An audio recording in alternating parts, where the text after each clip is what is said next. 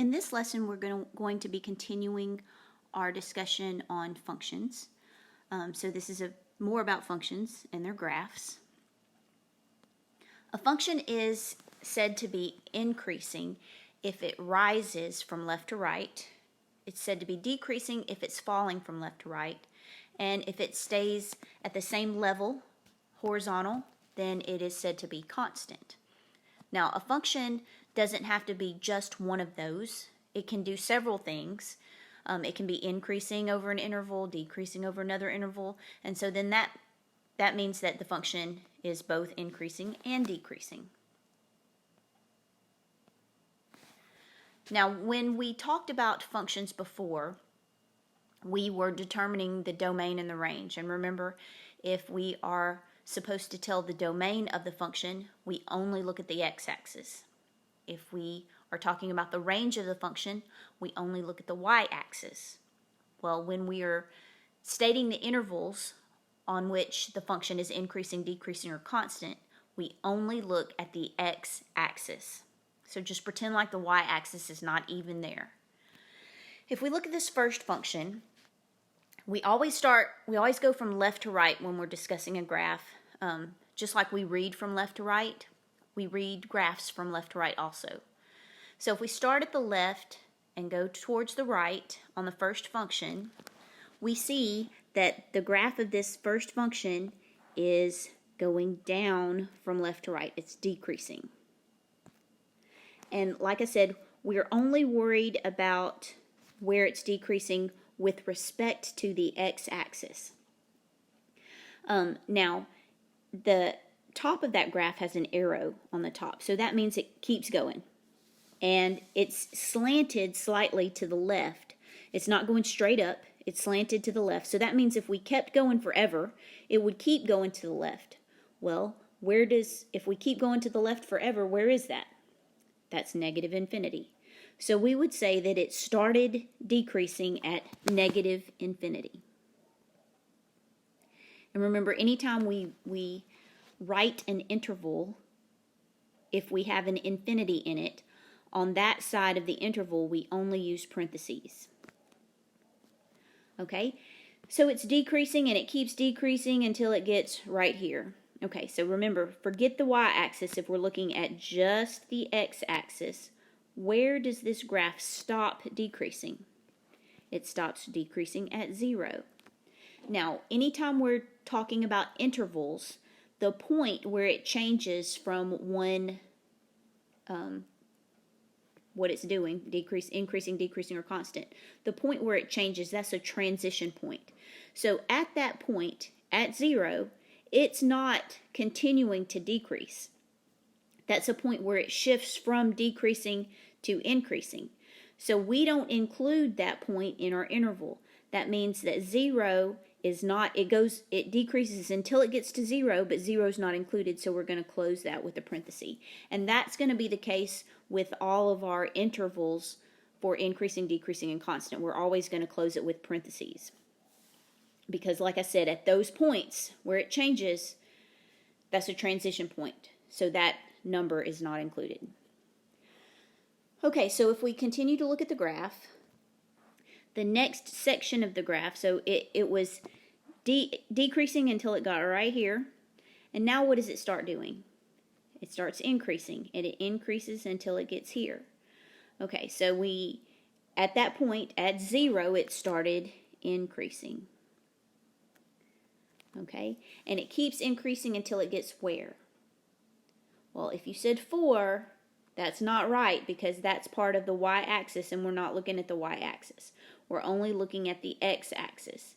So it is increasing from 0 to 2. Okay, and again we close it with parentheses.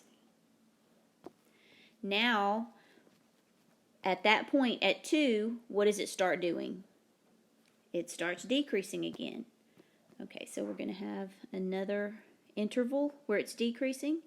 It's decreasing from 2, and then if you'll notice at the end of that line we have another arrow, and again that line is not going straight down, it's slanted to the right. So if we keep going to the right, we're going to positive infinity. So it's decreasing from 2 to positive infinity. And I know it's going down, so you might be thinking negative infinity, but that would be if we were paying attention to the y-axis. We're not looking at the y-axis, we're looking at the x-axis. So it's going to the right, which would be positive infinity. And there are no portions of this graph that are constant. So I'm going to say none. Okay, let's look at the next graph. Again, we're going to start at the left and go to the right. So what is the first thing that the graph is doing? It's increasing. Okay, there's an arrow at the end, so that means it started increasing where? At negative infinity. Okay, so then it kept increasing until it got about right there, and that would be negative 1. Okay, so now what is the graph doing? It starts decreasing. So at negative 1, it's starting to decrease, and it keeps decreasing until it gets right here at positive 1. Okay, and then what is it doing? It starts increasing again. So it starts increasing at 1, and it keeps increasing to positive infinity. And again, we don't have a section that's constant.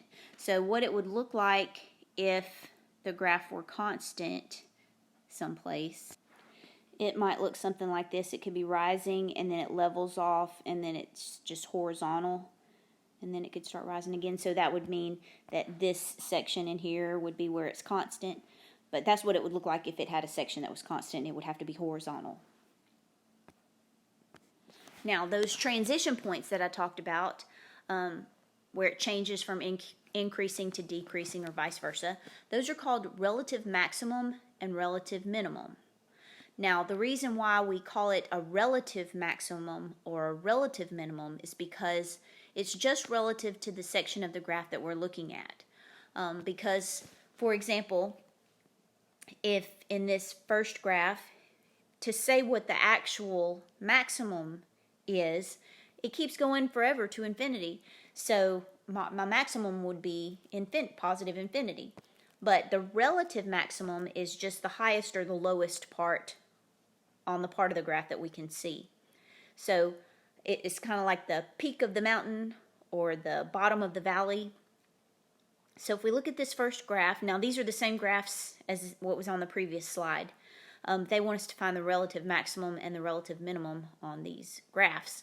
Well, in this first graph, this lowest point right here, that would be a relative minimum.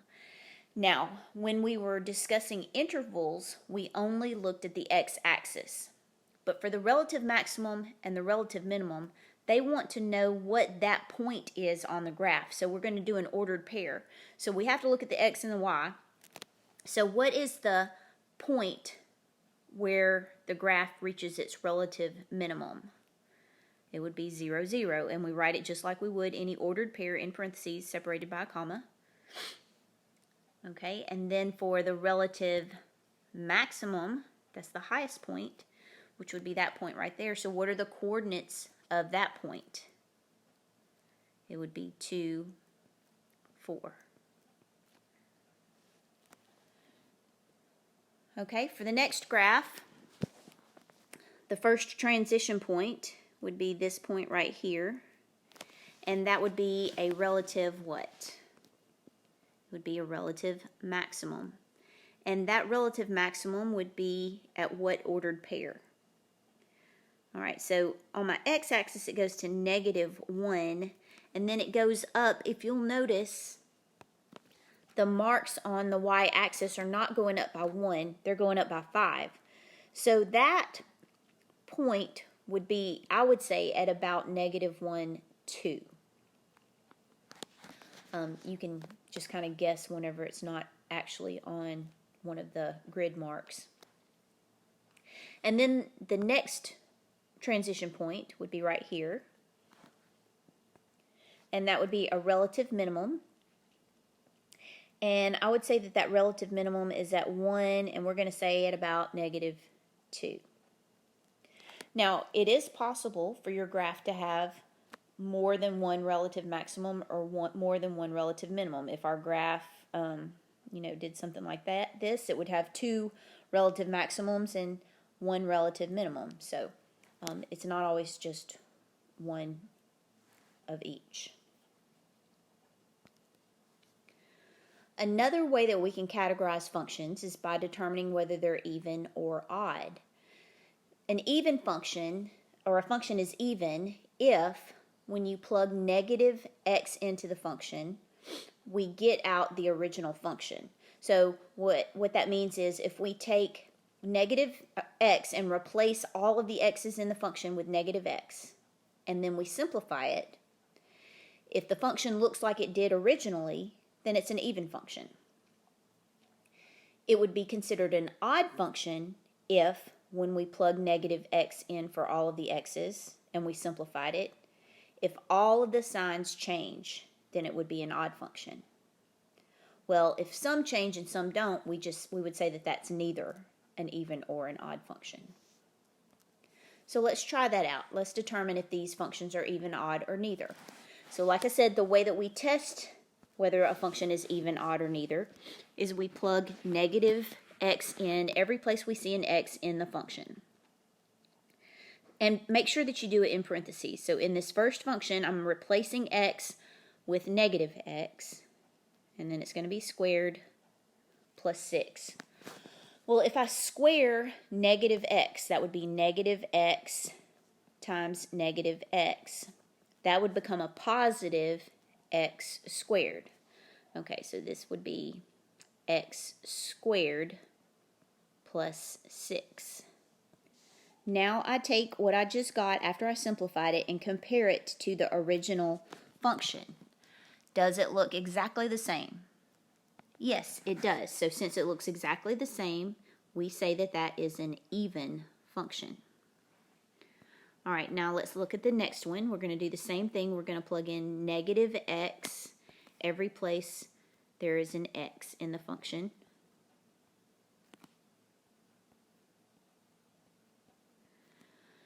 All right, so when I raise negative x to the third power, it stays negative. When we raise a negative to an even power, it changes to positive. When we raise a negative to an odd power, then it's negative. So that would be negative x cubed times 7, so that would be a negative 7x cubed. And then when I multiply a negative times a negative, that becomes positive x. Okay, so again, once it's simplified, we compare it to what we started with. Does it look exactly the same? No.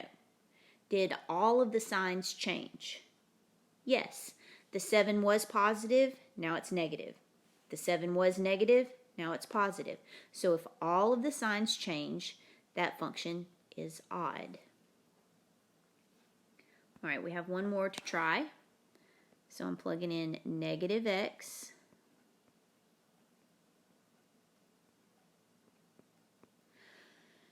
Okay, like I said, if we raise a negative to an odd power, then it stays negative. So that would be negative x to the 5th plus 1. All right, so let's compare that to what we started with. Does it look exactly the same? No. Did every sign change? No. X to the 5th changed. It was positive and it became negative, but the 1 stayed positive. So this function would be neither. Now we can also look at the graphs of functions and determine whether they're even, odd, or neither. A function is said to be even if it's symmetric with respect to the y-axis, which means if we were to fold it on the y-axis just like a book, if both sides are symmetric, if both sides match up, then it's an even function. It's an odd function if it's symmetric with respect to the origin. So that means if we could take the function and flip it upside down and it looked the same, then it's odd. If it doesn't do either one of those, then we say that it's neither. So if we look at this first graph here, would you say that it's even, odd, or neither?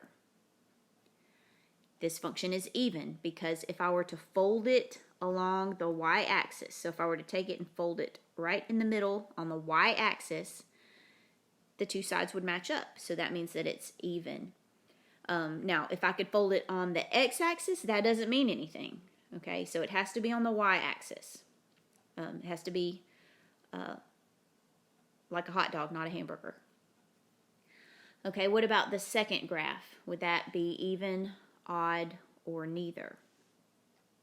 Well, could I fold it in half and it match up on the y-axis? No, so it's not even, but I could flip it upside down like I did here, and you see how it looks the same even though it's upside down? So that means that it's odd. So that would be an odd function. Now, an example of a function that would be neither might look something like this. I couldn't fold it in half on the y-axis and it looked the same, and I couldn't flip it upside down and it looked the same. The last type of function that we're going to talk about is a piecewise function. And a piecewise function is a function that is defined by two or more equations over a specified domain. So here's an example of why we might use a piecewise function. A cell phone company has the following plan: $20 a month for 60 minutes and 40 cents for each additional minute.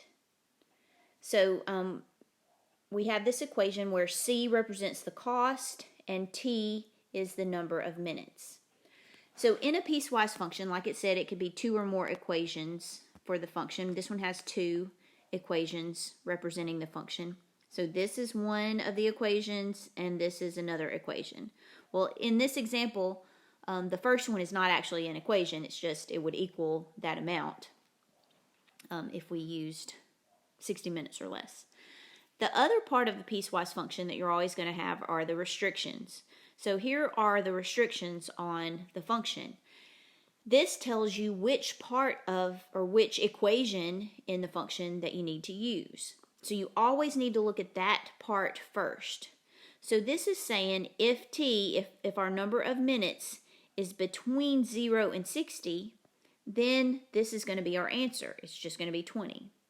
However, if we talk for more than 60 minutes, then we're going to have to plug it into this equation to figure out what our cost is. So always look at the restrictions first to tell which part of the function you use. And like I said, sometimes like this could be an equation also, or you could have 3 equations or 4 equations. But always look at the restrictions to tell which one you're going to use. So it says find each of the following. A says to find C of 30. So that means that the time that we talked was for 30 minutes and we want to figure out what our cost is. So we need to look at the restrictions first. Well, where would it fit? If T is 30, which one of these two would it fit in? It would be this one because 30 is between 0 and 60. So that tells us if we talked for 30 minutes, we're going to get charged $20.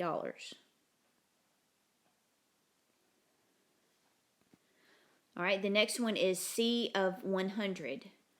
Okay, again, we look at the restrictions first. Where does it fit? It fits right here because, well, fits right here because my T is 100, and that's greater than 60. It wouldn't fit here because it's not between 0 and 60. So since it's greater than 60, that tells me I'm going to use this equation. So I'm just going to plug 100 into the equation where T is. So I get 20 plus 40 cents times 100 minus 60. Okay, so that's 20. And make sure you follow order of operations, so you need to do what's in parentheses first. So in parentheses, 100 minus 60, that would be 40. And then I need to multiply before I add or subtract. So that would be 16. And we would get 36. Okay, for C, we have C of 40. So if we talk for 40 minutes, that's going to fall between 0 and 60. So my cost is just going to be 20. And then the last one, My C is 80. So 80 is not between 0 and 60. 80 is greater than 60. So I need to use this equation. And that would be 20 plus 40 cents times 80 minus 60. And again, follow order of operations. And 80 minus 60 is 20. And if I multiply 40 cents times 20, then that would give me 8. And that means that I would be charged $28 if I talked 80 minutes. And that's how we use a piecewise function.